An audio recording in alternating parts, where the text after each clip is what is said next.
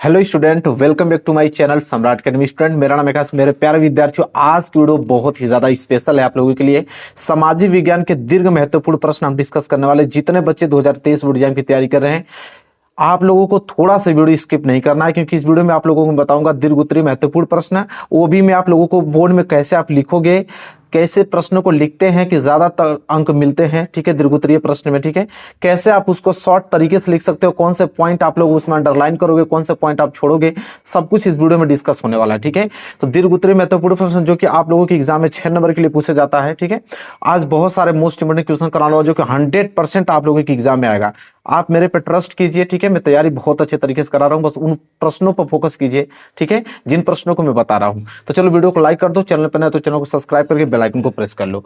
देखो, सबसे पहले आप लोगों को मैं बताऊं कि दीर्घ उत्तरीय प्रश्न कैसे लिखें, ठीक है। जैसा कि आप देख पा रहे हो, पहला प्रश्न, सब कुछ मैं आप लोगों की इस वीडियो में डिस्कस करूंगा कि कैसे आप लोगों को प्रश्न बनाना है, कौन सा पॉइंट आप लोगों को याद रखना है। पहला प्रश्न क्या बोल रहा है यहाँ पे कि असहयोग आंदोलन किसने चलाया, इसके किन्हीं 3 कारणों का उल्लेख कीजिए। बहुत ही ज्यादा इंपॉर्टेंट क्वेश्चन है मेरे प्यारे विद्यार्थियों। इस पे आप लोगों को एकदम, इस प्रश्न को एकदम रट जाना है आप लोगों को, ठीक है। देखो कैसे आप लोग इस प्रश्न को लिखोगे एग्जाम में, ठीक है। देखो, बोर्ड की कॉपी सेम इसी प्रकार लिखी जाती है जिस प्रकार मैं लिख के लेके आया हूं, ठीक है। इसी प्रकार आप लोगों को लिखना है और इसी तरह नोट करना है आप लोगों को। तो चलिए जानते हैं कि असहयोग आंदोलन किसने चलाया, किन्हीं 3 कारणों का उल्लेख कीजिए। प्रश्न इतना ज्यादा इंपॉर्टेंट है, 100% 2023 बोर्ड एग्जाम में आएगा, इस बात की गारंटी मेरी है, ठीक है। बस आप लोग इस प्रश्न को याद कर लो। क्या है कि महात्मा गांधी ने अपनी प्रसिद्ध पुस्तक हिंद स्वराज में कहा था। अब देखिए, हिंद स्वराज जो ये पॉइंट है, इस पे एग्जामिनर का ध्यान पहले इसी पे जाएगा, ठीक है। पहले आप लोग हाईलाइटेड किए हो तो एग्जामिनर के पास टाइम नहीं रहता कि पूरा पढ़ेगा, पहले उसी पे जाएगा। वो देखेगा महात्मा गांधी ने अपनी प्रसिद्ध पुस्तक हिंद स्वराज में कहा था कि भारत में ब्रिटिश शासन भारतीयों के सहयोग से ही स्थापित हुआ, ठीक है। अब देखिए, ब्रिटिश शासन के नीचे आप चाहोगे तो अंडरलाइन कर सकते हो, ठीक है। ये भी अच्छा पॉइंट है। ब्रिटिश शासन भारतीयों के सहयोग से ही स्थापित हुआ और चल पा रहा है। यदि भारत के लोग अपना सहयोग, अब देखो यहाँ 2 चीज गलत हो गया है, तो हमने इसमें आपको सीख क्या है कि गलत हो गया तो आपको पूरा गलत नहीं करना, बस एक लाइन अंडरलाइन इस तरह कर देना है कि गलत हो गया है, ठीक है। ये भी आप लोगों को सीखना है। गलत हो जा रहा है तो बस आपको एक बार आपको लाइन ड्रॉ कर देना है कि भैया ये गलत हो गया है, ठीक है। तो देखिए, अपना सहयोग वापस ले लिए तो वर्ष भर के भीतर ब्रिटिश शासन क्या हो जाएगा, ढह जाएगा और स्वराज की स्थापना हो जाएगी, ठीक है। तो ये आप लोगों को पहले इस प्रकार लिखना पड़ेगा, ठीक है। इसके बाद चलिए देखते हैं कि कौन कौन से 3 कारण पूछा है ना। पहला कारण क्या है, पहला कारण है कि इस आंदोलन के प्रथम चरण में लोगों को अपनी उपाधियों सरकार को लौटा देनी थी तथा सरकारी नौकरियों, सेना, अदालतों, विधायी परिषदों, स्कूलों और विदेशी वस्तुओं का परित्याग किया जाना चाहिए। मतलब पहला इसका जो कारण था, इस आंदोलन का प्रथम कारण यह था कि देखिए, लोगों की जो उपाधियां सरकार को लौटा देनी थी, जो भी उपाधि सरकार की थी उसको लौटा देनी थी, और सरकारी जो नौकरियां थी, सेना थे, अदालतों थे, विधायी परिषदों थे, स्कूलों थे और विदेशी वस्तुओं को परित्याग किया जाना चाहिए था, ठीक है। ये पहला कारण था।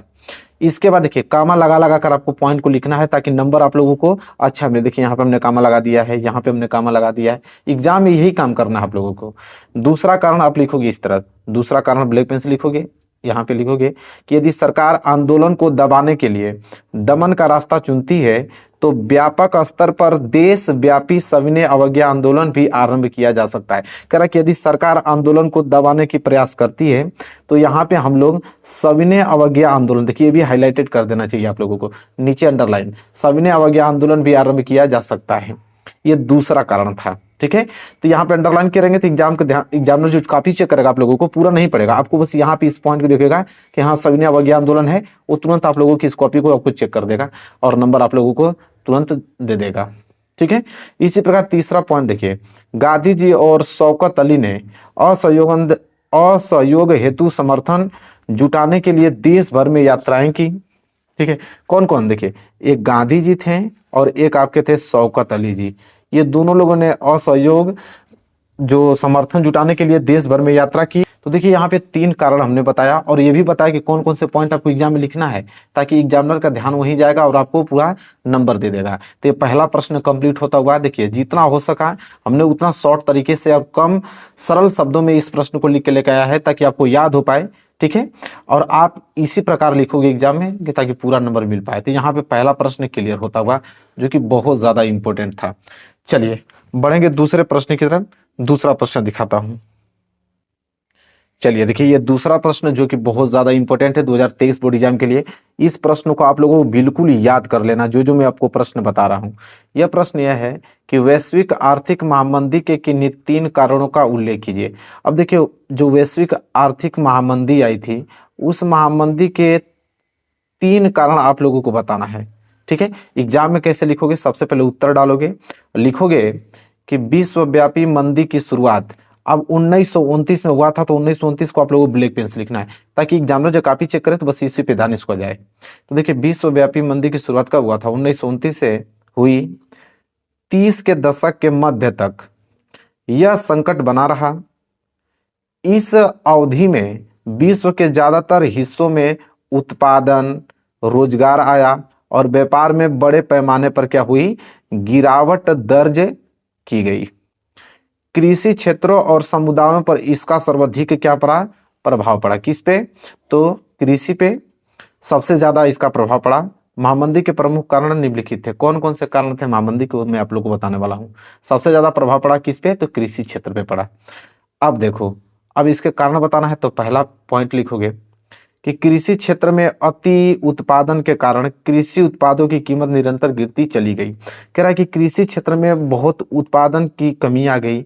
इसके वजह से वहां पे क्या हुआ कि उनकी कीमत जो है निरंतर गिरती चली गई, और खरीदारों ने अभाव में कृषि उपज पड़ी पड़ी सड़ने लगी। ठीक है, और ना खरीदने के कारण जो कृषि उपज थी वो पड़ी पड़ी क्या होने लगी? सड़ने लगी। ठीक है, अब देखिए बीच में मेरा यहाँ गलत हो गया, तो मेरा गलत हो गया, तो बस आप लोगों की एक लाइन अंडरलाइन इस तरह गलत करना है, ये नहीं कि पूरा रंगना नहीं है। ठीक है, दूसरा क्या है? दूसरा कारण कि 1920 के दशक, देखिए इस डेट को हमने हाईलाइटेड कर दिया। 1920 के दशक के मध्य बहुत से देशों ने अमेरिका से ऋण लेकर अपनी निवेश संबंधी आवश्यकताओं को पूरा किया।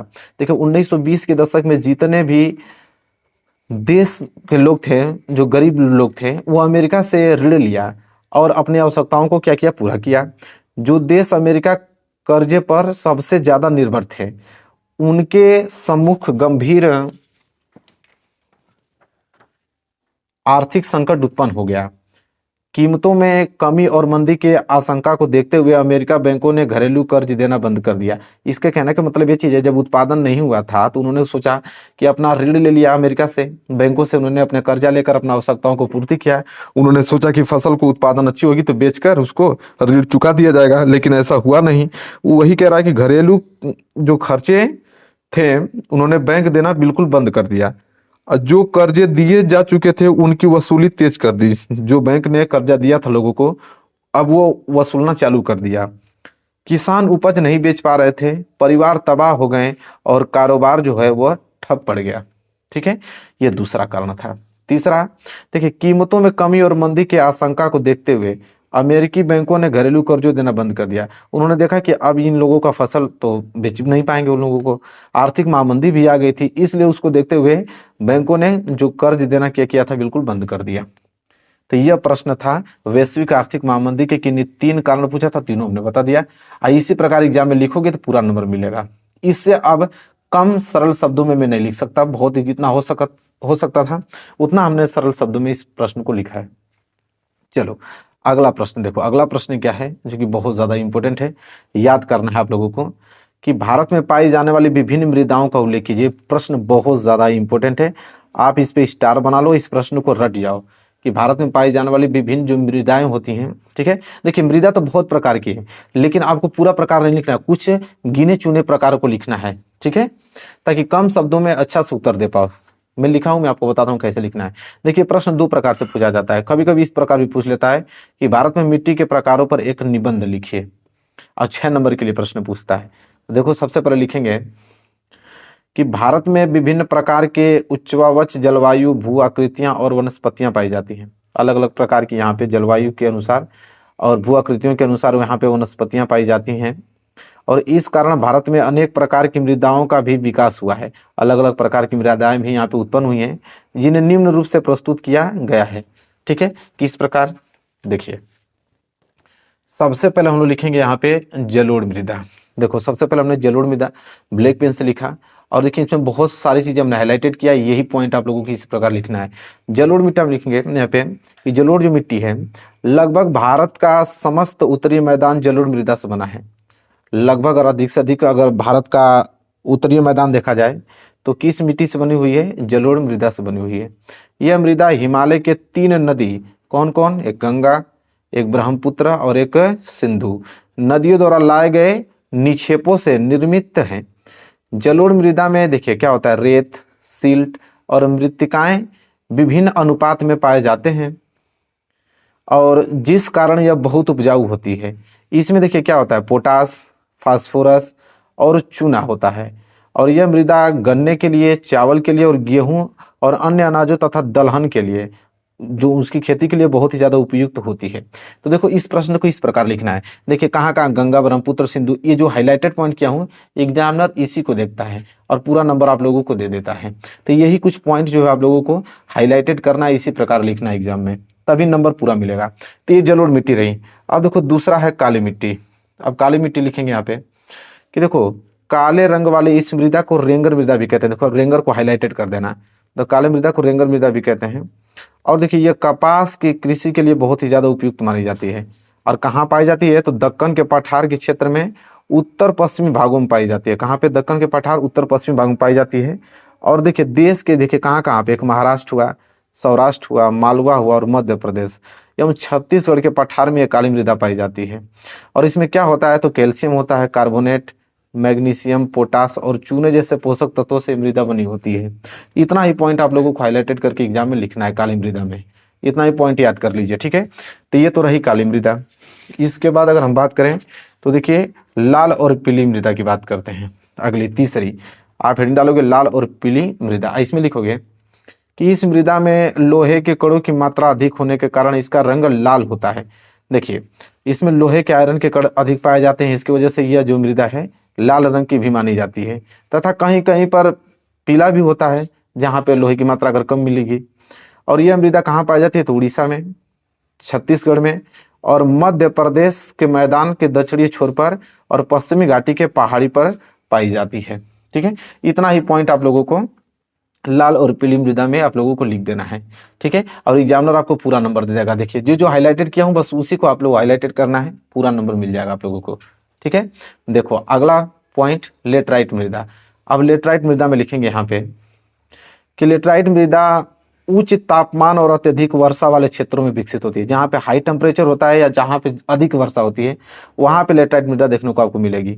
और यह भारी वर्षा से अत्यधिक निछालन का परिणाम है। और इस मृदा में हार्मोन्स की मात्रा कम पाई जाती है। जैसे अधिक वर्षा होगा तो मिट्टी बिल्कुल बह जाती है, वहाँ पे जो कण पाए जाते हैं उससे लेटराइट मृदा का निर्माण होता है। और वही कह रहा है कि यहाँ पे हार्मोन्स की मात्रा क्या होती है, कम पाई जाती है।